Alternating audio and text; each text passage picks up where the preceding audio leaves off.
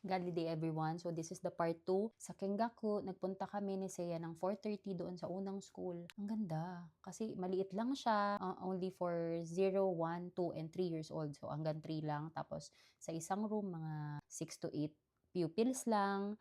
And then, maraming teacher. Tapos nakita ko may nagbe-music, may nagso-storytelling, may naglalaro, ganyan. Pero magkakaiba sila ng room per age. Tapos nakita ko rin, isa sa gusto ko is may linis ng linis. May naglilinis talaga. Bago pa yung rooms. Very safe. As an OA ma'am, nakita ko talaga may mga safety features sila, mga cushion, ganyan. Tapos hindi delikado, maraming toys, at maliwanag, yung pagaan sa loob. So yun ma'am, siya ang purpose ng Kengaku para maging anshin tayo at mapalagay tayo sa lugar na papasukan ng anak natin because syempre mga babies pa yan.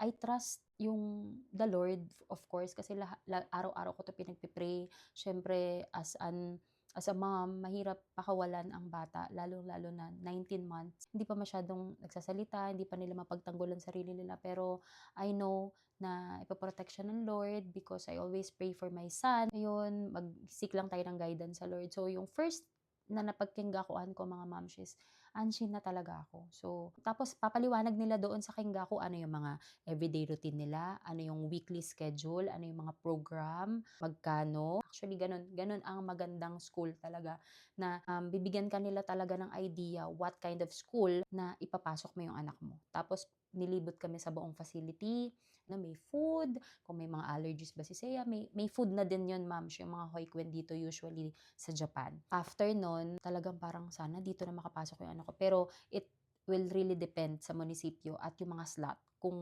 gaano kadami na lang yung pwedeng makapasok dun sa hoikwen na gusto nyo. Kinabukasan, meron kaming pinuntahan, malapit lang sa amin, medyo malaking klaseng hoikwen naman, which is not for me.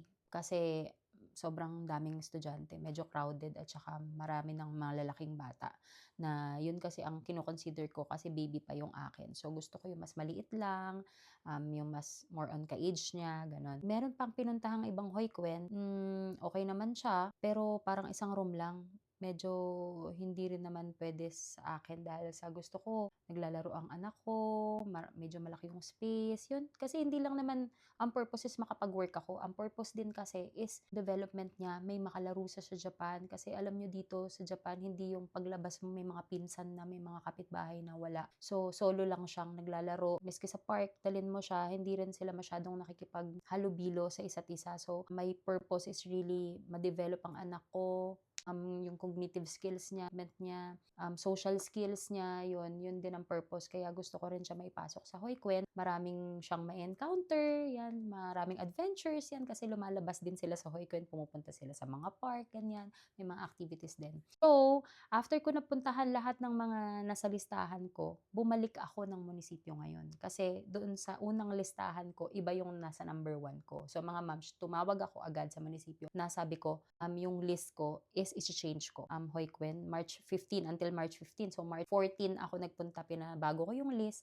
pinalista ko yung unang-unang pinuntahan ko na school as number 1, tapos number 2, doon ko in-arrange yung mga listahan. Maghintay ka lang ilang araw para tawagan ko ulit ng munisipyo. So, nung tinawagan na ako ng munisipyo after mga 3 days yata, nakapasok si Seiya doon sa number 2 ko.